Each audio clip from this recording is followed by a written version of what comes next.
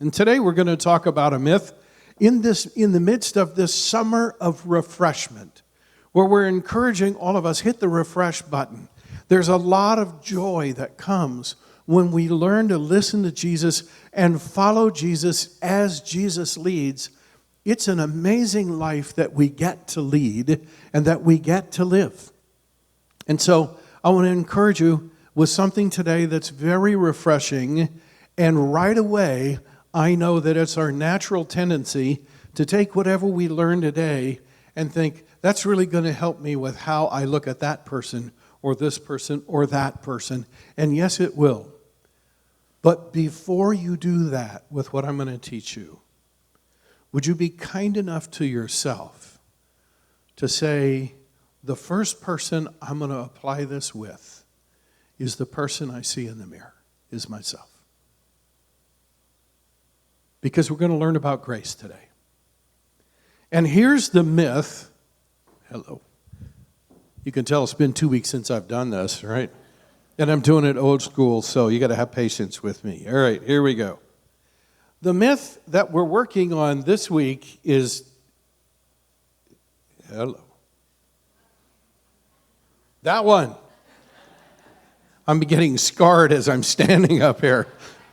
Real Christians don't have scars. And to get us into that, I want you to think of the simplest math problem that you know that you have said, and you probably followed this math problem with the word duh.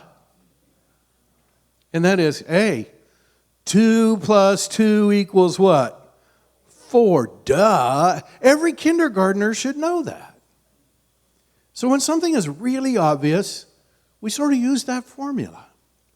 Here's the amazing thing about what else we do with that.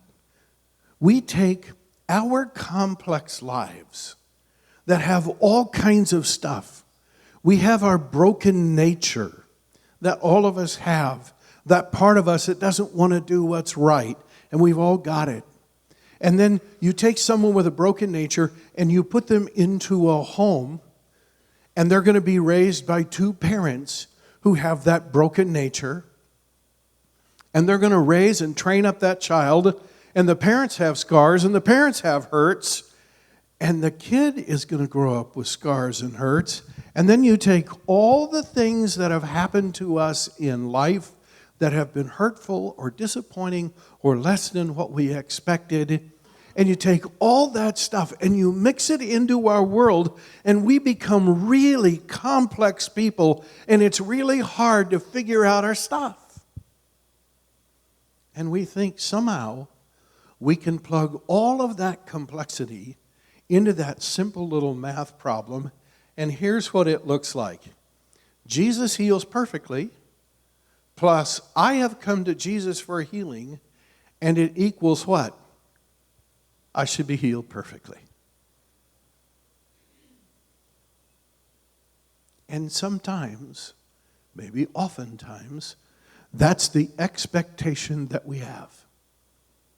That I came to church, Jesus promises to heal my wounds and my hurts and all that stuff. And I've been a Christian, I've been following Jesus now for a few years. Therefore, I should be healed perfectly. And there are verses in the Bible that sort of lead us that way. And Justin referred to one this morning. By his wounds, you have been healed. Here's another one. He is able to save completely those who come to him. That's Jesus.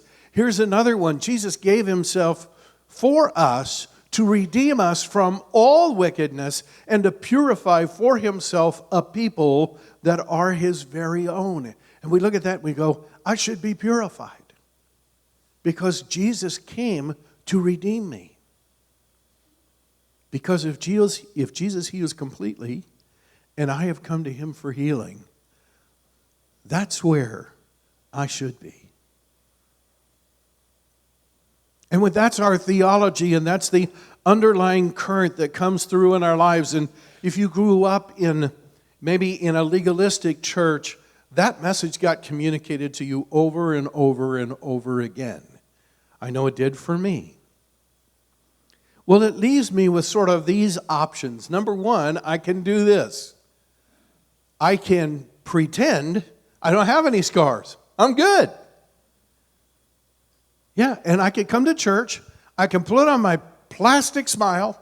I can greet everybody and go, life is great. Life is wonderful. I'm good. I got no problems because I'm a Jesus follower and He healed me completely.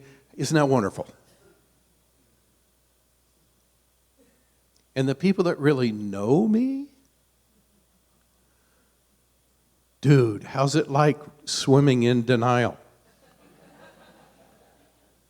Because the end result is, it leads me to a place of hypocrisy and pride.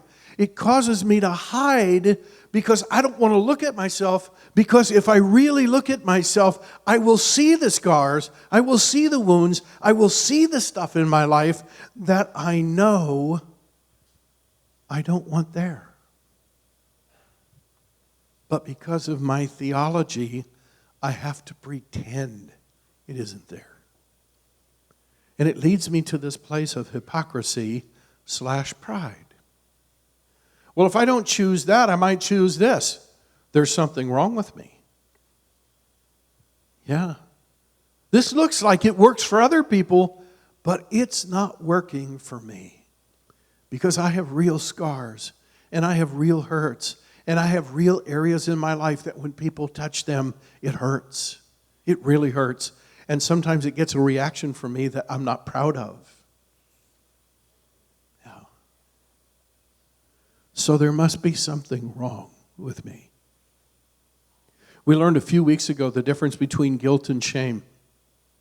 Guilt says, I've done something wrong. We all need that. Because that's what leads us to make things right. Shame says, there's something wrong with me. Not, I have done something wrong. Shame says there's something wrong with me. I need to hide. One of the earliest verses on the first pages of the Bible tells the story of the first people God created, Adam and Eve, and they did something they weren't supposed to do. And the Bible says this, they were ashamed and they hid. You see, they were dealing with shame, not guilt. And they felt like there's something wrong with me. I have to hide. Can I tell you there's no freedom in hiding, correct? No, that's a bondage. There's no freedom in hiding. Well, if I decide not to be a hypocrite and I decide not to have shame, here's another option. There might be actually something wrong with Jesus. There it is. There might be something wrong with Jesus. And this is the reason some of us walked away from church. It's like, well, there's a whole lot of people in there pretending they have no scars, but I know them. I see them. They got them. And I have come to Jesus, and I've asked Him to heal all my scars and all my wounds, and all my scars and all my wounds are not healed. I'm not sure Jesus can be trusted. Because this is not shaken out the way I thought it would shake out.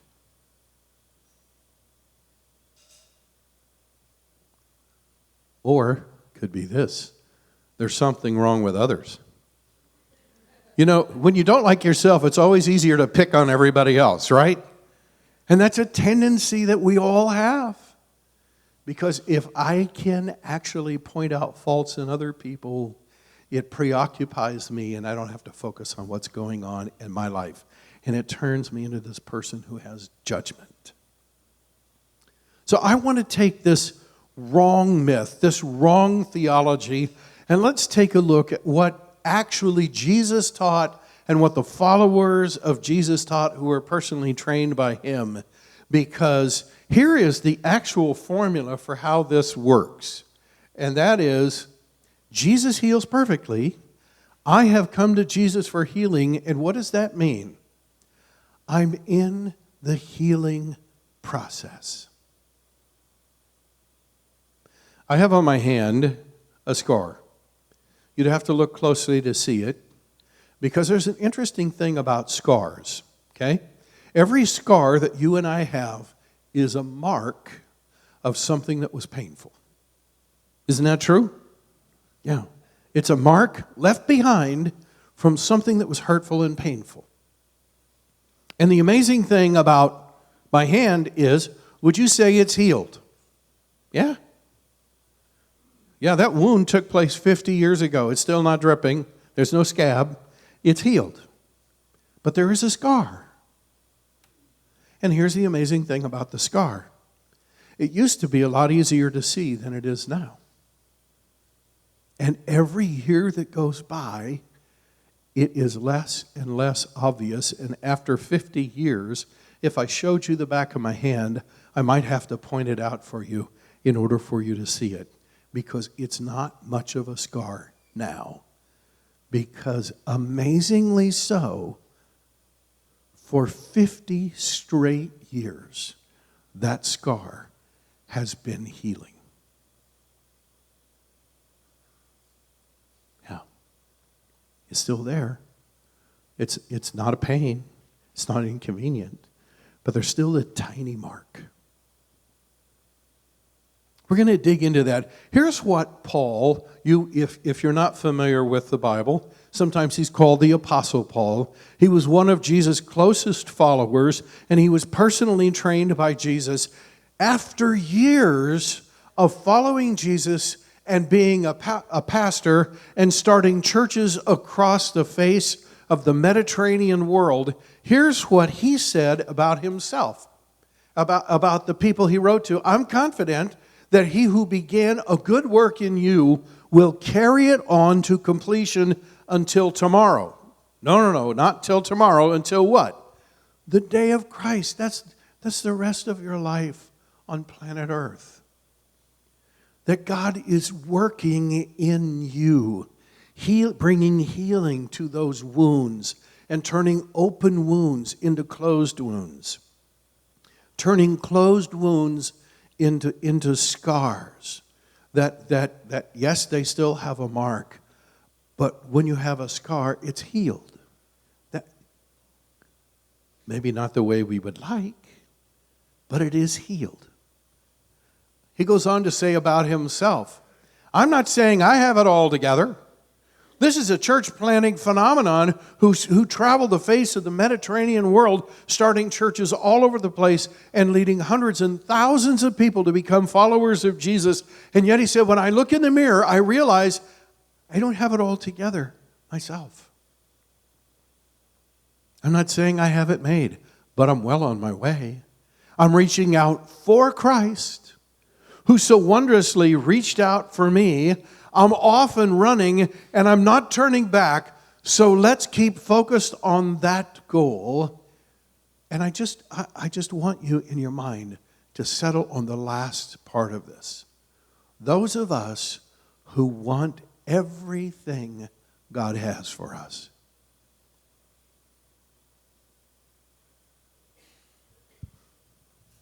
Can I tell you that in some ways, following Jesus is a little bit like a smorgasbord. Okay? Jesus has a whole buffet of things that he makes available to you once you decide to become a follower of Jesus. There's a whole new line in life that's open to you. And like every other buffet, you can do what a very good friend of mine did at a salad bar because she hated salads. And a friend of hers took her to a salad bar restaurant. That would be like hell on earth, right? She got a plate of croutons. And that's what she ate. So you could sit at this wonderful bar that God has for you that has all these wonderful things for you in life, and you can decide to eat a plate of croutons if you want to. And your walk with Jesus will always and ever only be a fraction of what it could be. And the healing that you experience in your life will always be only a fraction of what it could have been. I love what Paul said. Those of us who want everything God has for us. when I go to a buffet, I get a big plate. I will get my money's worth.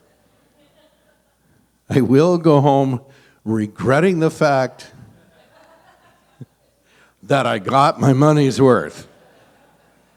And I'm going to try a little bit of everything and a whole lot of some things. And you know what? When we come to Jesus, wouldn't it be great if we came and said, give me a big plate. I want to try everything Jesus has for me. Now, here's a reality that we live in. If we're in the healing process, then what does that mean? It means we're still partially wounded. If we are in the healing process, it's crazy for us to act like we're already healed. When you get impatient with yourself, it's important to look in the mirror and learn to have patience with that person and to say this about that person. That person I'm looking at has wounds, but they're in the healing process. They're going to be more healed tomorrow than they are today. They're going to be more healed next year than they are today. Because here's the truth. Real Christians live with wounds. You know what a wound is? It's an open sore, and if someone touches it, they get a reaction from you. Maybe not a good one. Ow, don't touch that. You have any buttons like that in your life? Of course you do. Real Christians have wounds. Things that have happened to us that make a portion of our life tender, way tender to the touch. And we're not ready for anybody to mess with that area of our life yet. It's just a wound. It's okay. Real Christians have emotional allergies. When your body has an allergy, it's an overreaction to some stimulus. It's an overreaction. You and I have emotional allergies. And when somebody touches that portion of our life, we can sneeze all over them. You've done that, right? Yeah. It's an emotional allergy. It's a reaction that's bigger and stronger than it should be if we were really healthy. But it comes from way deep inside us, and we all have scars. So here's something that I've learned to say about myself, and I want you to be able to say this about yourself. And here it is. I'm not what I want to be, and I'm not what I'm going to be, but thank God I'm not what I used to be. Can you read that out loud with me? Here we go. I'm not what I want to be, and I'm not what I'm going to be, but thank God I'm not what I used to be. Yeah. If we could live in that place. Because since real Christians live with wounds, emotional allergies, and scars, it calls for some very special treatment. And as I wrap this up this morning, I want to talk to you about two people, two critters that live inside each of us. And here they are. One is a nurse and one is a chicken. And they both have something to do with grace. You're going, I've read the Bible from cover to cover, and I've never read about a nurse and a chicken in grace. So let's talk about this for a minute. I grew up in Iowa, and in Iowa there's all kinds of farmers, and in Iowa they were, years ago when I grew up, the farmers were sort of generalists, and they all had all kinds of animals, and one of the things that they talked about with chickens is this. Chickens would run around the chicken yard and so forth and do what chickens do. But if a chicken got a sore,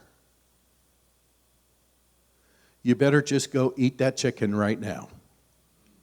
Because once the other chickens see the sore, they just start pecking at it. And they will kill that chicken. I know, that's terrible. Don't hate chickens, okay? They're just doing what chickens do. But do you know that you and I have a chicken living in us? That little critter's in there.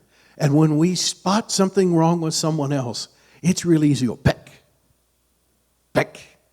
And especially if they get too close to us or they spot something in our life that is imperfect, we go, you think I have a sore? Watch this. And we shut them down. Yeah.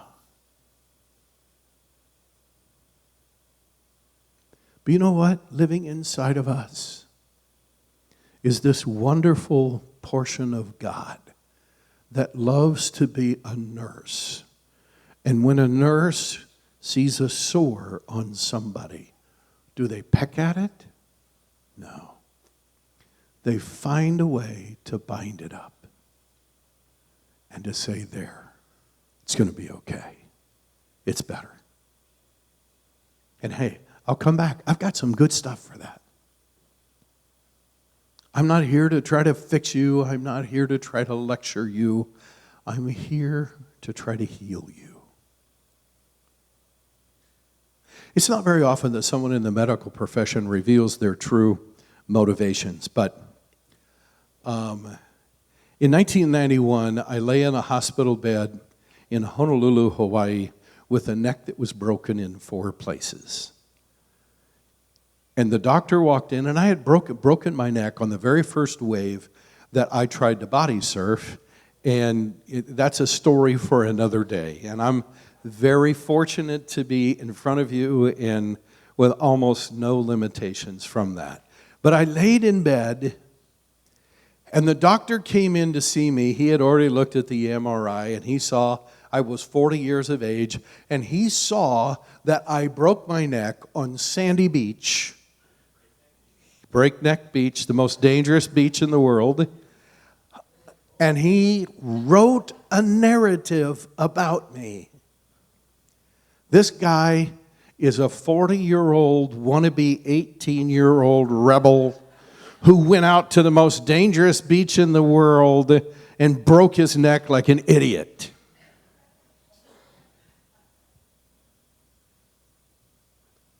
He walked in my room and he said, Mr. Hunt, I have some bad news for you. You've broken your neck in 4 places. And he said paralysis could set in anytime over the next 48 hours. So if you're a praying man, I would suggest that you pray. I said, sir, I'm actually a pastor. I will be praying. He stopped. He caught his breath. And he said, oh. He said, I came in here, I looked on your chart, I saw you were 40 years of age. I saw you were out at Sandy Beach. Now, this guy is a rebel, he's an idiot. I am going to put him in a halo. I'm going to drill screws in his skull, and I'm going to put him in a halo because I cannot trust him to stay in a Minerva spine brace. And he said, you're not at all who I thought you would be. He said, sir, if I put you in a brace, will you stay in it? I said, how long do I have to be in that brace? You know, I broke my arm. It was like 4 weeks. I broke my collarbone. It was about 4 weeks. He said, your neck bones get almost no blood supply. It's 5 months. I said, sir, if you tell me to stay in a brace for 5 months, I promise you, I will stay in it the entire time.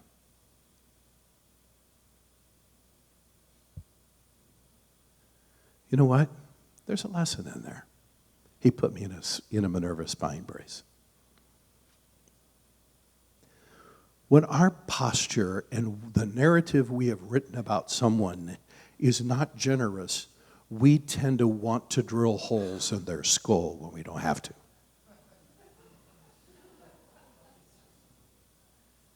Got it? Yeah. I want to read us a passage of Scripture. Get along among yourselves, each of you doing your part.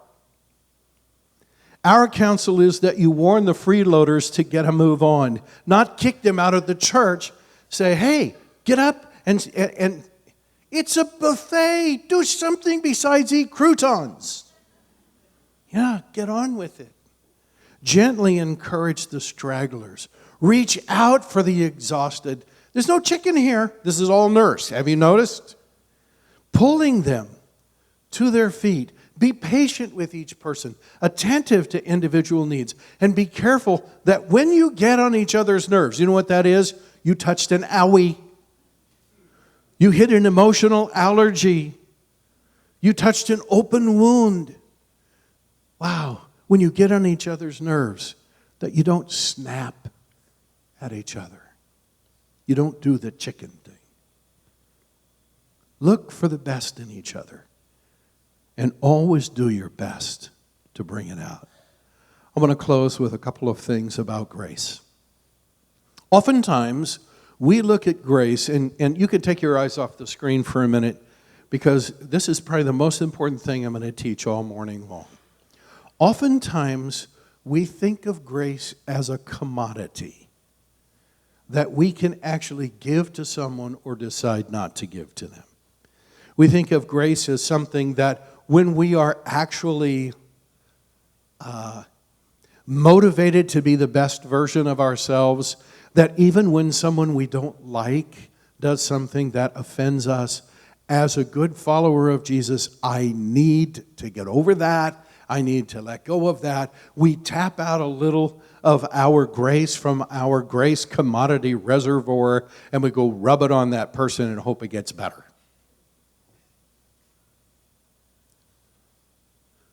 The grace that Jesus has, and the grace that God gives to us, and the grace that God enables us to actually give to the people around us is not a commodity that we tap into.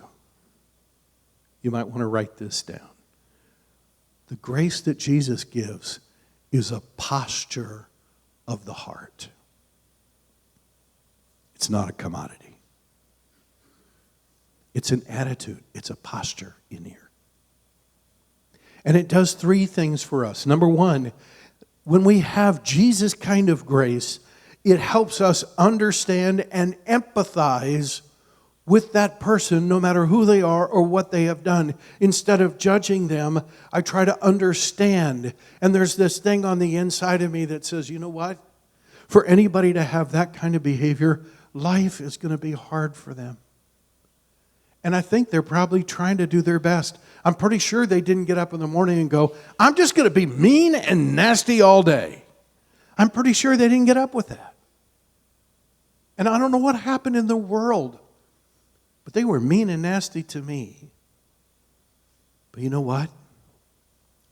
I remember a few days when I was mean and nasty.